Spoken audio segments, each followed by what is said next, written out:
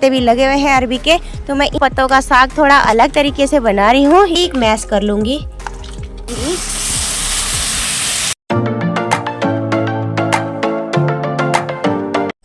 Hello दोस्तों, अगर आप भी हो चुके हैं रोज़ाना दाल खा खा के परेशान और आप चाहते हैं हम कुछ न्यू ट्राई करें, तो आप बना सकते हैं पहाड़ में सबसे ज़्यादा खाया जाने वाला बरसात के मौसम में अरबी के पत्तों का हरा साग।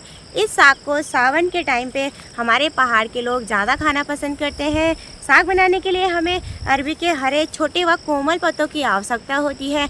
हमारे पहाड़ों में अरबी के पत्तों का हरा साग बड़े साधारण तरीके से बनाया जाता है। यह साग बहुत ही कम समय में पक जाता है। सबसे पहले आप सभी को मेरा प्यार भरा नमस्ते। मैं ज्योति नेगी स्वागत करती हूँ आप सभी का देवभूमि उत्तराखंड के टिहरी गढ़वाल में मेरे छोटे से गांव चिलौगी तली से। कैसे हैं आप सभी? उम्मीद करती हूँ कि अच्छे होंगे। मैं भी बढ़िया हूँ। अभी बज रहे हैं दिन के 12:30। आज के मेरे नए ब्लॉग की शुरुआत हो रही है हमारे सगोड़े खेत के साइड से। जैसे कि मैंने आपको बताया कि आज बनाने जा रही हूँ मैं अरबी के पत्तों का हरा साग। इस साग को बनाने के लिए हमें अरबी के छोटे व कोमल पत्तों की आवश्यकता पड़ती है। तो मैं अपने खेतों की साइड आई हूँ अरबी के पत्ते लेने के लिए। इस सगोड़े में हमने काफ़ी सारी अरबी लगा रखी है। अरबी के जो बड़े बड़े पत्ते हैं, बारिश अधिक होने की वजह से सारे पत्ते खराब हो गए हैं। इन पौधों में आजकल नए नए पत्ते भी लगे हुए हैं अरबी के, तो मैं इन्हीं पत्तों को तोड़ लूँगी साग बनाने के लिए। साग बनाने के लिए मुझे 1 मुठ अरबी के पत्तों की आवश्यकता है। मैंने अपने खेतों से 1 मुठ अरबी के हरे पत्ते तोड़ लिए हैं साग बनाने के लिए। इन पत्तों के साथ मैं 1 मुठ राई के पत्ते भी तोड़ूंगी और राई और अरबी के साग का टेस्ट गजब का होता है। आज मैं अरबी के पत्तों का साग थोड़ा अलग तरीके से बना रही हूँ, इस वजह से मैं साग में राई के पत्ते भी डालूंगी। बरसात के सीज़न में हमारे पहाड़ों में खेतों में काफ़ी सारी सब्जियां लगी हुई हैं। हमारे पहाड़ में ज़्यादातर सब्जियां अपने खेतों की होती है। बाज़ार से बहुत ही कम लाते हैं हमारे पहाड़ी लोग सब्जियों को, और बिल्कुल फ्रेश सब्जी का लुत्फ़ उठाते हैं रोज़ाना खाने में। इस खेत में हमने सोयाबीन की दाल बो रखी है। सोयाबीन की दाल के पौधों में फ्लावरिंग होना शुरू हो गई है। कुछ टाइम बाद इन पौधों में दाल लगना भी शुरू हो जाएगा। तो अब चलते हैं घर की तरफ और करते हैं अरबी के पत्ते का हरा साग बनाने की प्रोसेस शुरू। साग बनाने से पहले मैंने अरबी और राई के पत्तों को अच्छे से धो लिया है 3-4 पानी से। बरसात के टाइम पे पत्तों में काफ़ी मिट्टी जम जाती है बारीक वाली, तो पत्तों को अच्छे से धोना पड़ता है। तो मैंने 3-4 पानी से अच्छे से वॉश कर लिया है सारे पत्तों को। अब आ चुकी हूँ मैं अपने चूल्हे वाले रसोई घर में। साग को मैं बिल्कुल पहाड़ी साधारण तरीके से बनाऊंगी। सामने मुझे चूल्हे की पहले सफाई करनी पड़ेगी। चूल्हे में काफ़ी सारी राख हो रखी है आग जलाने की वजह से, तो ये राख मुझे पहले इस सुप्पे में निकालनी पड़ेगी। चूल्हे की साफ़ सफाई के बाद ही मैं साग बनाने का काम शुरू करूँगी।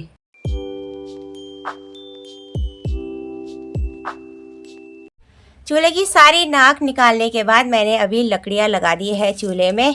हमेशा की तरह मैं आज भी इन भीमल के कीड़ों से चूल्हे में आग जलाने जा रही हूँ। भीमल के कीड़े बहुत ही जल्दी आग पकड़ लेते हैं, इसी वजह से हमारे पहाड़ों में ज़्यादातर आग जलाने में भीमल के कीड़ों का ही प्रयोग किया जाता है। परात में रखे हुए अरबी व राई के पत्तों को अब मैं मोटा मोटा काट लूँगी साग बनाने से पहले। जो अरबी के पत्तों की नीचे वाली डंठल है, तो आज हम इनका साग भी बनाएंगे। डंठल का साग भी काफ़ी स्वादिष्ट होता है, तो डंठल को भी हम मोटा मोटा काट लेंगे।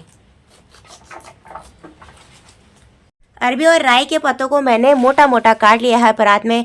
अब इन पत्तों को मैं इस भगोने में डाल दूंगी उबालने के लिए। इन पत्तों को उबालने के लिए यहाँ पे मैं 1 डोंगा पानी डालने जा रही हूँ भगोने में। इस पतीले को मैं सामने चूल्हे पे चढ़ा दूंगी। हरे पत्ते जल्दी उबल जाएं पतीले में, इसके लिए मैं पतीले को ढक लूँगी ढक्कन से। तो मैंने यहाँ पे थाली रख दी है भगोने के ऊपर, और अब पत्ते जल्दी से उबल के तैयार हो जाएंगे साग बनाने के लिए। जब तक चूल्हे पे हरे पत्ते उबल के तैयार होते हैं साग बनाने के लिए, तब तक मैं इस कुकर में चावल ले आती हूँ धोकर भात बनाने के लिए। हमारे पहाड़ी लोग ज़्यादातर कापली, अरबी के हरे पत्ते के साग, ढेपली, थपड़ी के साथ भात खाना ज़्यादा पसंद करते हैं। इसी वजह से मैं भी चावल बनाने जा रही हूँ। इस कुकर में मैंने 1 डोंगा चावल पहले से डाल दिया है। इन चावलों को मैं अब अच्छे से धो लूँगी। प्रेशर कुकर में मैं चावल भी धुल के ले आई हूँ और मैंने कुकर को ढक्कन से बंद भी कर दिया है। सामना चूल्हा हमारा खाली नहीं है। चूल्हे पे मैंने हरे पत्ते उबालने के लिए चढ़ा रखे हैं। तो मैं चावल को गैस में पकाने जा रही हूँ। इस प्लेट पे मैंने पहले से ही प्याज और लहसुन तड़के में डालने के लिए काट ली है। सामने मैंने 8 से 10 कलियां लहसुन की, 1 गांठ मैंने हल्दी की ले रखी है, 8 से 10 हरी मिर्च और ये 2 गारे वाला लौंग की गांठ ले रखी है सिलबट्टे में पेस्ट बनाने के लिए। हमारे पहाड़ों में नमक को लौंग बोला जाता है और ज़्यादातर खाना बनाने में ही मोटे नमक का ही प्रयोग किया जाता है। अब मैं लहसुन, अदरक और हल्दी को बारीक करके पीस लूँगी सिलबट्टे पर।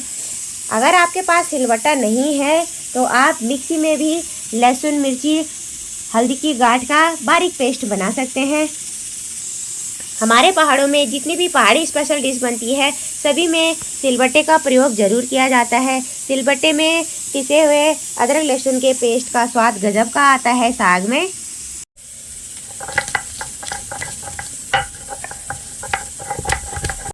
लहसुन, हल्दी और मिर्च का मैंने बारीक पेस्ट पीस लिया है सिलबट्टे पर।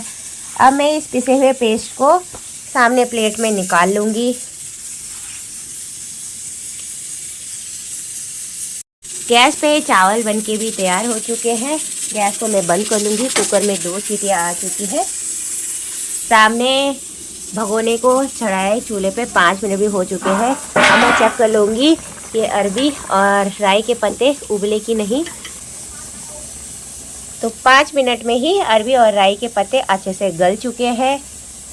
चूल्हे की तेज़ आंच होती है इसलिए हमारे पहाड़ों में खाना जल्दी से बनके तैयार हो जाता है चूल्हे पे। भगोने को मैंने चूल्हे से नीचे भी उतार लिया है। उबले हुए पत्तों को मैं अब थाली में निकाल लूँगी। जितने पत्ते पतीले में थे सारे मैंने थाली में निकाल लिए हैं। इन पत्तों को अब 1 से 2 मिनट तक ठंडा होने देंगे। सामने जो भगोने में पानी बचा है इसका प्रयोग हम साग बनाने के लिए करेंगे, इसे फेंकेंगे नहीं। पत्तों को थाली में निकाले हुए 1 मिनट हो चुका है। सारे पत्ते ठंडे हो चुके हैं।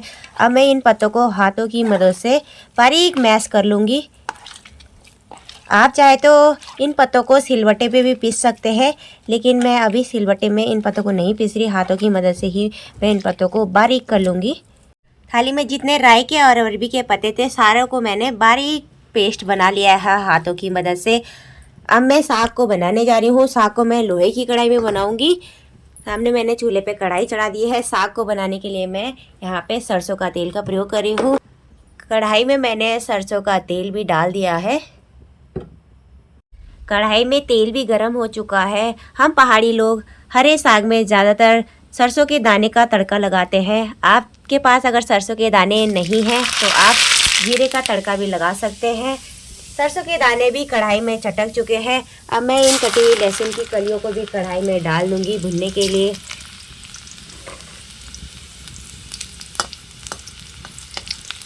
तेल काफ़ी गर्म हो रखा है इसलिए लहसुन की कलियां जल्दी ब्राउन हो गई है। अब मैं कटे हुए प्याज डाल दूँगी कढ़ाई में। साथ में जो मैंने मिर्ची, हल्दी और लहसुन का पेस्ट बना रखा है इसे भी डाल दूँगी कढ़ाई में भूनने के लिए। प्याज को 1 से 2 मिनट तक अच्छे से भून लेंगे कढ़ाई में। प्याज भी अच्छे से भून चुके हैं। सारे प्याज ब्राउन हो चुके हैं। अब मैं इन उबले हुए पत्तों को कढ़ाई में डाल दूँगी। साथ में डालूंगी मैं धनिया पाउडर 1 चम्मच। मैंने यहाँ पे 2 गारे लूण पहले से ही डाल रखे हैं, मतलब आधा चम्मच नमक मैंने पहले ही मिर्च और लहसुन के पेस्ट के साथ ऐड कर दिया था।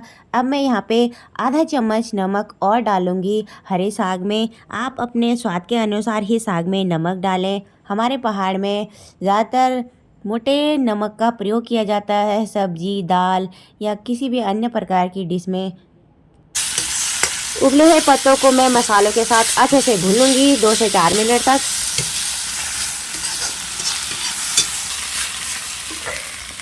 साग को मैंने 3 से 4 मिनट तक अच्छे से भून लिया है कढ़ाई में।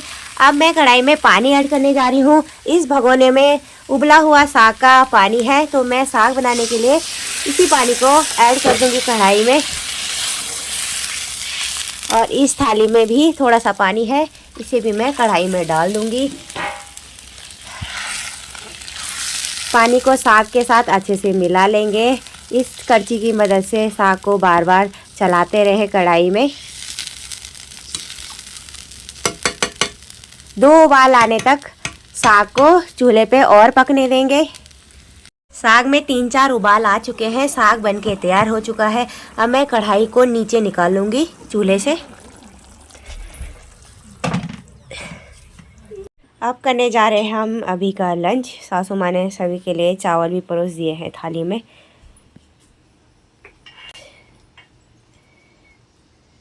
मेरी लंच की थाली भी लग के तैयार हो चुकी है। भात और हरे साग के साथ मैंने काट रखा है सलाद खाने के लिए। इस कटोरी में मैंने दही भी ले रखी है, साथ में 2 मैंने भुनी हुई लाल मिर्ची ले रखी है भात के साथ खाने के लिए।